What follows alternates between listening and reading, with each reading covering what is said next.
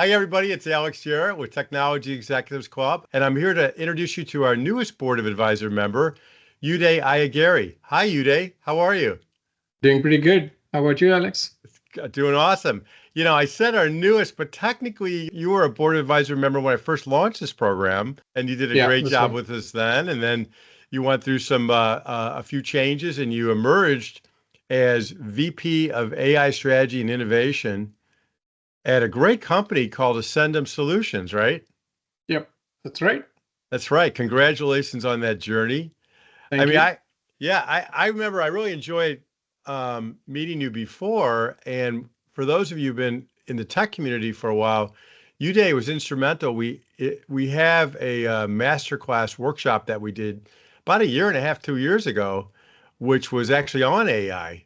And you did an excellent presentation, as I recall, on use cases and how companies or enterprises are actually using AI. So thank you for coming back. We're excited to have you involved. Likewise, pleasure to be here, Alex. Now, for those of you who don't know you, Day, you're in the Silicon Valley area, right? That's right. Yeah. Folks, what we tend to do in these interviews is we sort of have three stages. We talk a little about the background and then lessons learned, you, Day, and I know you've got some interesting lessons learned you want to share with us. And then also areas that you like to help people with if they just want to reach out to you or areas that you like to work in. When I look at your background, you've been doing AI and machine learning and data for a long time, actually, haven't you? Yeah, just during the pre-COVID era, when there were some interesting challenges that faced the market, I stumbled into the machine learning world. And from that point on, that was about 5 years back. And prior to that, I was definitely involved in a lot of exponential technology, leading partnerships with Google. So it kind of fell into my lap. And after that, I never left AI. And I've been building practices and competencies and centers of excellence around that technology. That's That's right. great. Tell us about Ascendum and what you're doing there, and then we'll go into your background and show how you got here. Absolutely. So thank you, Alex. Ascendum is an AI first company. Oh, We are based out of Cincinnati, and we have some phenomenal traction in the world of systems implementation and business consulting and such. What I bring to Ascendum is an AI practice with a tremendous focus on AI technologies and all the adjacent technologies that go along with it, which is namely automation driven by AI, machine learning, of course, and there's a significant amount of data engineering and RPA and such, you name it. So all these are adjacent technologies. My charter is to bring the practice up with a specific focus, building competencies, and meeting the market where the demand is.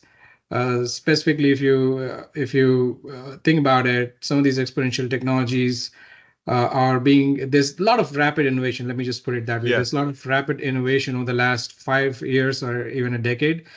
But at the same pace as the innovation is happening, there's commoditization also. So we can get into those details in a little bit. But my job is to really bring in, do strategic partnerships with companies that really enhance our value proposition.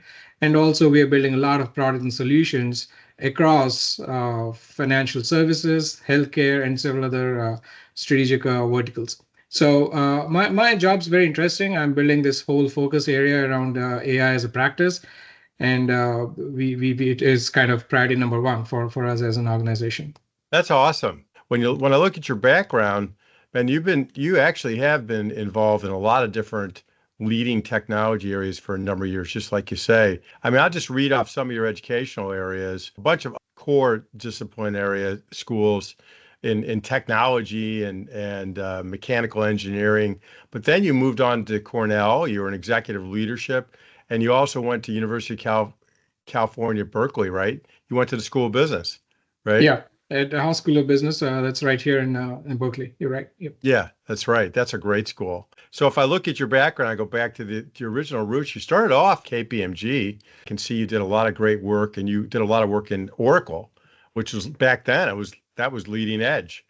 Oh, you actually went to Cisco also, right? You were an information technology architect, and then Google, and then you jumped into a product program management, right? That's right. Mhm. Anything that you can share that you worked on there? Because that's pretty cool to work in the campus there at Google and work Yeah. on So program and product management. So it dates back, I think, a decade and a half back from now. My experience at Google and that specific role that you're talking about, where I was Yeah, leading entire corporate-wide internet expenses program.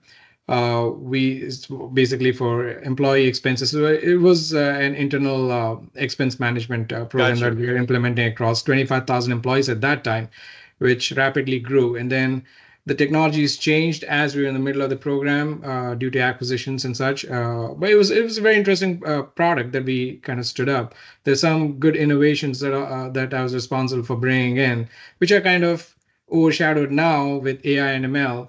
But in those days, it was pretty cutting edge, which was kind of uh, directly addressing the customer or the employee engagement experience overall. Yeah, Yeah, well, product management in my mind is product management. yeah, And the fact that you were doing it so early in your career, really, you just come out of KPMG and then Cisco for a little bit. Actually, you were at Cisco for a number of years as an information technology architect, and Cisco's another great, solid company. yeah, And absolutely. then you went into Google and did product and program management. That's a great opportunity. I mean, you've really had the Silicon Valley experience, is what I'm Yeah, I've seeing. been I've been so yeah, that's right. I've been in the Valley for several years now. Start with an engineering degree, and then I couple that with a business degree at Berkeley, like you said, and I've been in tech consulting for a while. Then worked at uh, Cisco's and such. So yeah, I mean the experience has been both on the industry side as well as the consulting side. So it's been awesome. It has been. And then you went back to Cisco. They Yeah, must have pulled you back. yeah. And So so tell you were real quickly, you're solutions architect and then senior solutions architect. So what was kind of the big lesson learned? yeah, so the way Cisco is organized in those days, I'm sure it's pretty much the same as far as the overall the different departments are concerned. I initially was working on an internal procurement software system, Uh-huh. which was primarily responsible for internal procurement for all the employees, indirect expenses as they call it. And later on, I moved on as a full time for more on the manufacturing side. So I was working directly with the direct material procurement, strategic sourcing, and the risk and the overall material flow end to end. So that was a very good experience in terms of understanding the new concepts that Cisco was introducing into the market as far as supply chain was concerned. There's some very novel concepts that Cisco brought to the market, and they were kind of Oh, at the leading edge. And during my tenure at Cisco, I was fortunate enough to be at the front end of some of these business concepts. I mean, there's several of those. So yeah, I mean that was a great experience as well. And then after that, I moved into some of the non-core enterprise applications into from the core enterprise applications into the cloud native applications like Google Cloud, Amazon, and such. So been around the block and have uh, had a good experience, a good run with so you all this stuff. did. From that point, you did. You went to the Tech Yep, Mahindra. You actually helped run this. You were involved in the Center of Excellence, and you became a speaker, and you were involved in the cloud and Google. So you talked about when we first started talking just now. You talked about how you were always on the leading edge. It looks like you really jumped into the leading edge here because you were running a lot of their cloud practices there. Is that right? that's right. So that was one of my initial forays into building a focused practice. Just because Amazon was already out there, and I had some good experience implementing Amazon at large scale enterprises in the media and telecom. However, with Google, with its nascent technology as far as GCP, as they call it, Google Cloud Platform is concerned, they we partnered with them. I was one of the leaders in the overall go-to-market sell to and sell with is what is how we call it. So I was in the sell with uh, where I had an opportunity to build a practice pretty much uh, to a certain extent similar to what I'm doing now, but that was like much more focused on just building the competency and building solutions. Gotcha. So yeah, I mean, again, Google is an awesome platform. It has got beautiful products. Can't stop using those. Obviously, so yeah. I mean, it's a good technology to work with. So my job was to take all this technology and solutions to the market. You have a couple more. We just can't go through all of them, but you were Wipro, you're another Google practice head. What's really interesting to me is you moved to a company called Atos, and this is the first time that I really see on the main headline, machine learning and data engineering. You've always been involved in leading edge technology, major leading edge technology, not just minor stuff, but major stuff. But then all of a sudden you're head of data engineering and machine learning at this company. Tell us about Yeah. that real quick. So ATOS was, like you said, yes, that was a very good experience in terms of taking, again, some of these machine learning models. Again, we were a partner with Google there as well. So I had all my native experience from the core enterprise systems, Gotcha. plus the Google Cloud Platform, and now the ML platform, which was kind of becoming an imperative during the COVID days, or post-COVID days, or during the COVID days. And I was instrumental in bringing home some very good, uh, like, value propositions, or rather, like, take to the market some of the first ML models to the state of California as an example, which was basically a forecasting model for the personal protective equipment. As you can recall, that was the hardest need for the entire world in those days. So, yeah, so that was one of our success stories, and from there we grew. I grew on building more and more ML models, and making it contextualizing those to the clients that I have across the verticals, across the industries. That's really interesting because then I see you jump to Deloitte, Yeah. and now you're in product management and delivery. You did exactly what you're saying, practice leadership, machine learning, but I could see you're involved very heavily in different industries. Yeah. For example, you did something called Deloitte Edge AI Restaurant of the Future. You were involved in manufacturing and healthcare, high tech, and you were a practice leader. So it sounds to me like not only did you learn AI machine learning, but machine learning, you've been learning how in different industries and different types of companies work. Is that accurate? That's absolutely right. So much of it was, I mean, now that I had significant amount of experience in data engineering space, which eventually contributes to the machine learning or the ML models that we either end up developing or using, that one of the cloud providers have already created for us. The need of the hour was to really, again, expand the scope and make it more real for across the industries. And in that respect, I've used my technology and my business intersections and expertise in the retail. The restaurant of the future is what you're talking about. That was mostly in the retail, in the QSR areas. Okay. And I come with my native financial services and healthcare background as well. So it was a very good space to be in, and to be at the cutting edge of the technologies and sitting at the cross sections of both business and technology and making it real for my clients. That's great. Well, wow, that's great. One last thing, and then we'll get into lessons learned. So then you jumped into a company called, and this was just for a short period. Was this at Auris AI? Was that another startup, or was that another? That's an AI company, and you're chief product officer. Yeah, so Auris AI is a very interesting startup. It was, again, based on generative AI, a combination of technologies that I had already leveraged over the past several years. It was a cloud-based SaaS offering for using generative AI at its core for the automotive industry, which is not, again, too far from the supply chain that I had already come from during my Cisco days and such. But what we were doing, the product that we're developing was more on the vision analytics to identify some surface anomalies, surface imperfections, and early warning systems and such, using vision analytics and ML platforms and ML models that go along with it. Yeah, so we did face some rough weather because of the economic situation and the interest rates going up, and the funding dried up pretty soon. So but however, the lessons learned was pretty phenomenal. I think I just put it right up there in terms of my learnings and the breadth and the depth that I went to. Business. Yeah. In fact, I just read an article how that's going to happen even more to startups. Yeah. In the near future. So that's but in Silicon Valley, people are used to that. That's part of the experience of being in the startup world involved. So now we come back to where you are now. You're at Ascendum Solutions. You're vice president of AI strategy, innovation, go-to-market partner development.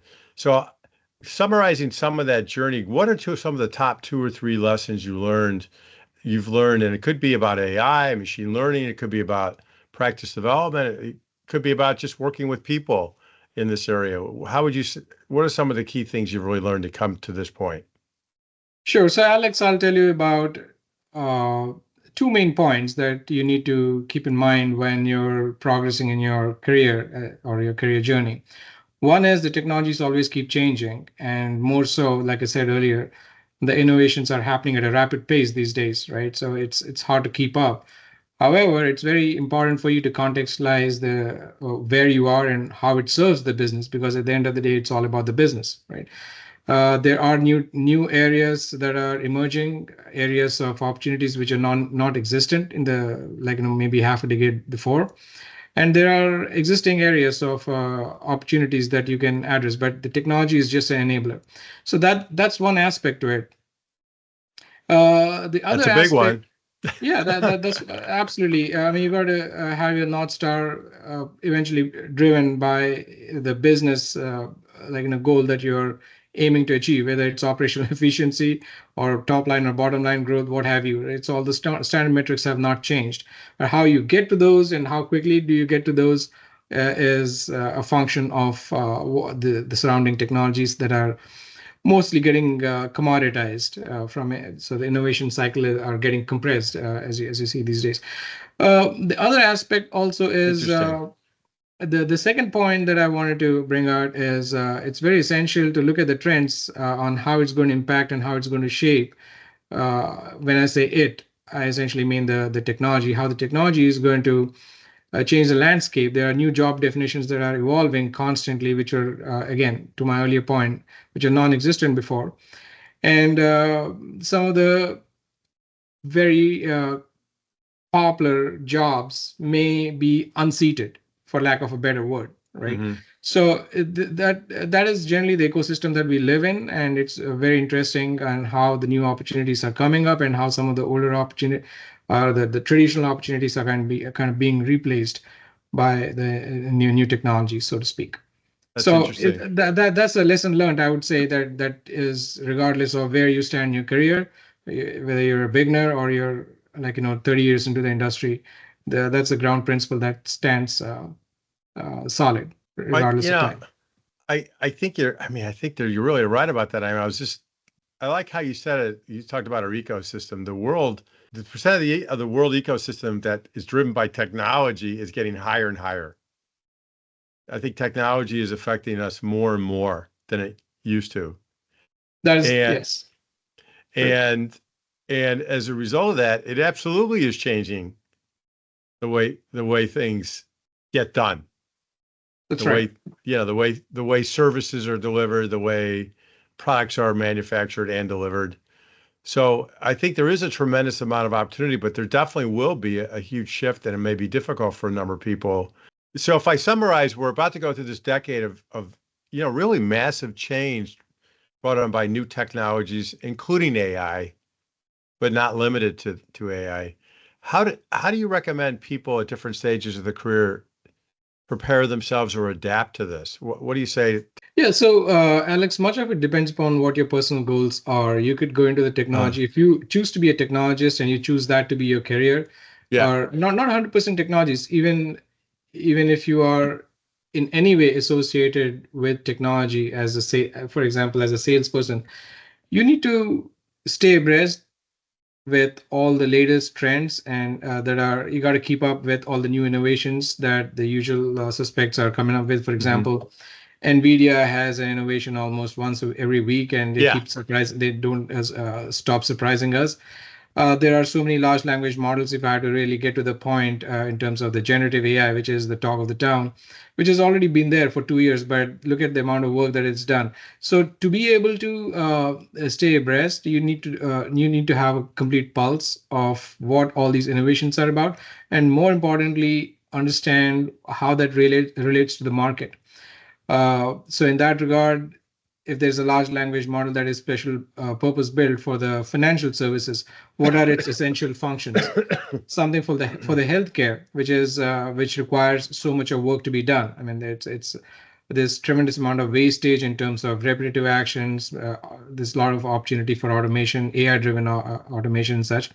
What are the technology's response to some of these challenges? So to answer your question again, you need to stay abreast of all the different innovations that are happening almost on a daily basis, but also you can educate yourself on almost everything that's coming out. So you need to pick your focus on what your areas are and then be aware of how you can really benefit the market through some of the like later versions that are innovations that are coming into the market.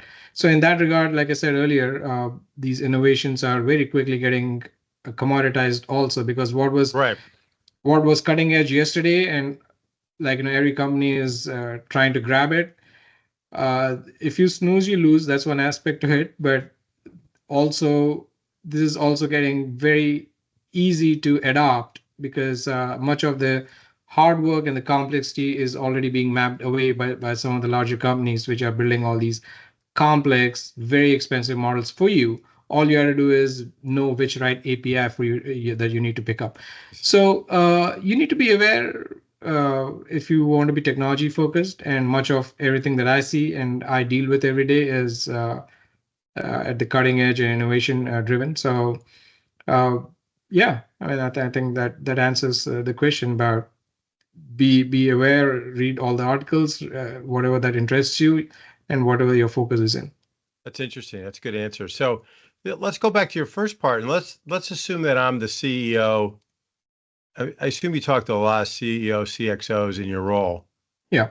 And AI, this is your practice, AI and machine learning. AI is in the news all the time. And I know just from reading some of the Gartner reports from the beginning of the year, it's top of mind. And I think it's going to continue to be top of mind. Even though they do say that there's a hype cycle that it's about to fall over, but it is becoming part of every product, that all these different products, which they say it is. And so I like your original point, which is what's the North Star of the company, right? Who are you really serving? What are you trying to do? So now let's say you're talking to the CEO. Hi, Uday, we're really concerned about this AI thing. We want to try and figure out how we can really help it drive us to the next level. I'm sure they say things like that too. Yeah. What do you say to them? How do you start to help them? How do you engage with them? Yeah. So 3 different aspects, Alex, to your question. In fact, I just got off a call with a customer this morning. One is the adoption of AI, which is not that big of a challenge in my mind, because much of the complexity is being mapped away from the companies that are willing to adopt it. And what I mean by that is you got Hugging Face, you got Mistral.ai, which is recently announced a much newer generation large language model, and they have a big influx of investment in Series B or C, $640 million and such. So there's rapid innovation that's going on, and NVIDIA is coming up with new technologies.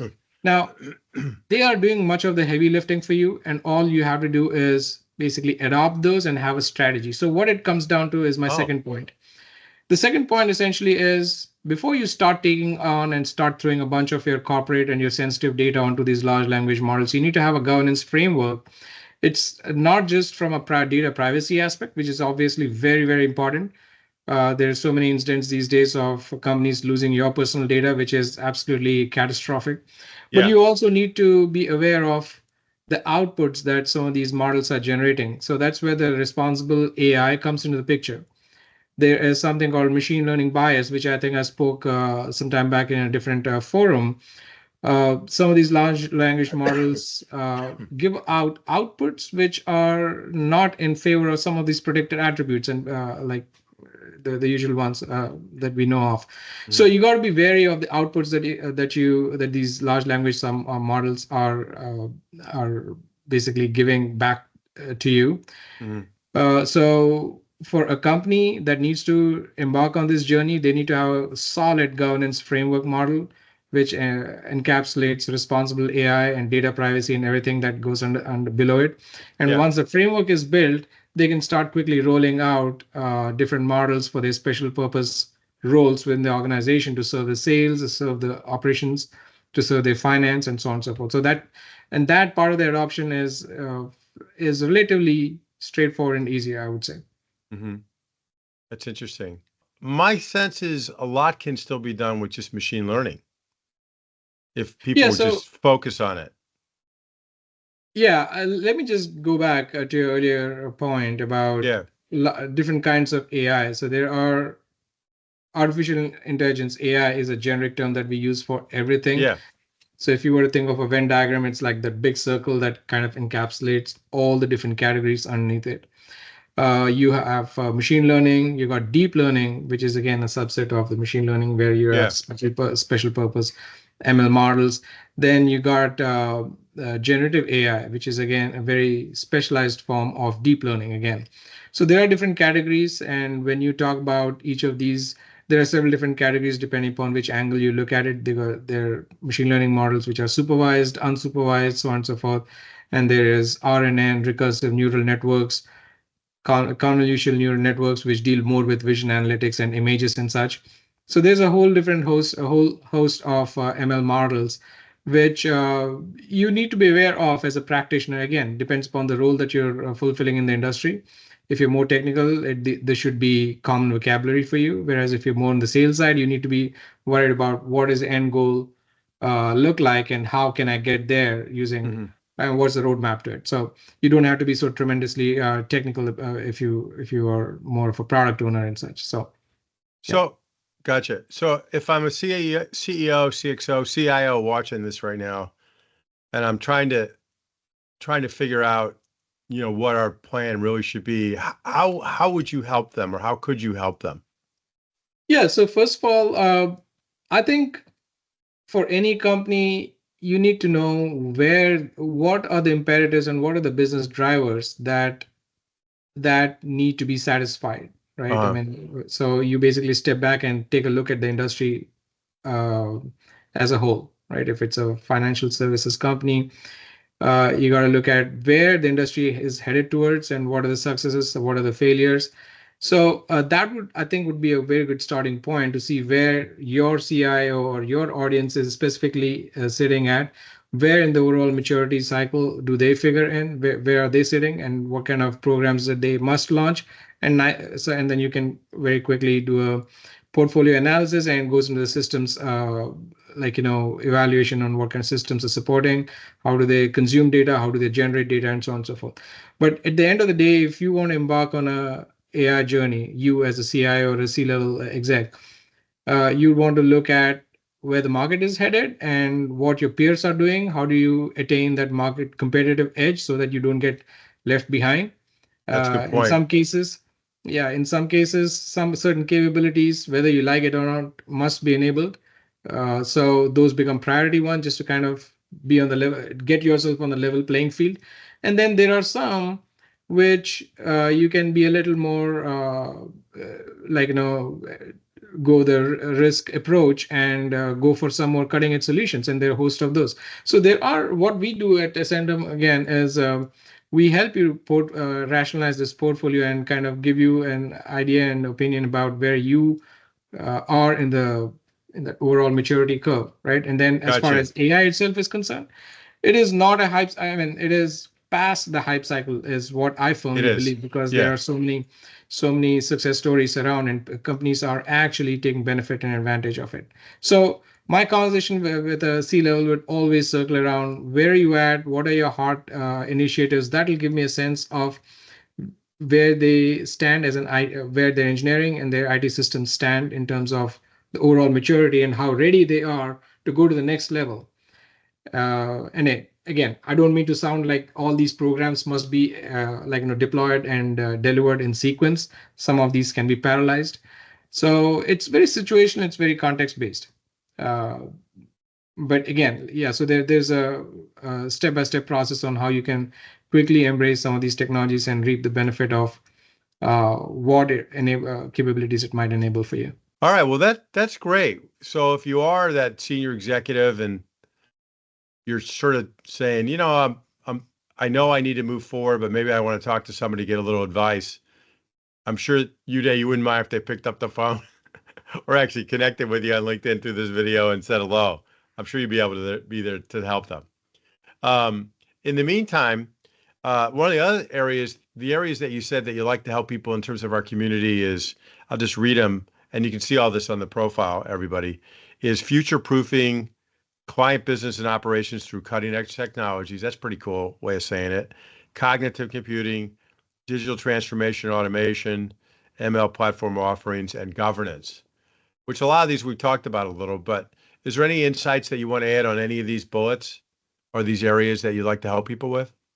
So yeah, Alex, over the last decade or even more than that, I've been one of my prime job roles is to mentor, coach, build organizations from scratch, or if there are already organizations that are operating, bring in more efficiencies, and then mentor people to a major extent. So yeah, part of my major part of my job goes into mentoring and coaching, giving career guidance on what the best trajectory suits who and what kind of personalities based on their inherent skill sets. So if you have to talk about discipline, there within the a practice itself, there's so many. It's like a startup within a large company, right? Uh-huh. Uh, so you have sales, you have people who have more flair for understanding the technology, but connecting the dots with what the market desires and make it more business, like more contextualized for businesses. So uh, my goal is I enjoy working and networking with younger minds. There are so many technologies that needs to be picked up very quickly, very rapidly. So it's basically building and forming teams is where my interests lie, and I focus on. That's interesting. So are you looking for team members now? Yes, I am. As a matter What of kind fact, of, I am. well, must have taught Cheryl, what are you looking for? So yeah, I mean, as a head of the competency here or the practice, we are building several assets across three main verticals, which is financial services or fintech, as you might want to call it, Yeah. healthcare on the payer and the provider side, mostly on the payer side. There are some significant challenges that we are observing, and kind of we want to bring them down into a form of a solution and a product. So I need people for that. And all these, keep in mind, are AI-driven technologies. So I am heavy into data engineering because when you say AI, it's always about data, right? About So that. Yeah. yeah, so it's a whole range of technologies that kind of serve up the entire AI world, so to speak. So yeah, I mean, fintech, healthcare, and retail are the prime areas that I am building competencies and building a team around. So any engineers, anybody who's interested, we're always willing to talk. Yeah. Feel free to reach out to Uday. Well, Absolutely. this has been great. I mean, man, you've got such a rich background. I know you're just going to kill it here at Ascendum and just do great and really help a lot of people, in a really solid way. Because when Absolutely. I go ahead. And I may, if I may interject, I must say this. Anybody who's willing to join my team, Ascendum has just recently been recognized as the best places to work by CNBC. We Is that just right? it's just hot off the press. Wow. So yeah, Congratulations. it's thank you. So it's a great place to work at. That's great, Uday. So obviously they're going to learn more from you. We're really excited that you joined our board of advisors because you'll be sharing some of the insights in these different areas in a little more depth.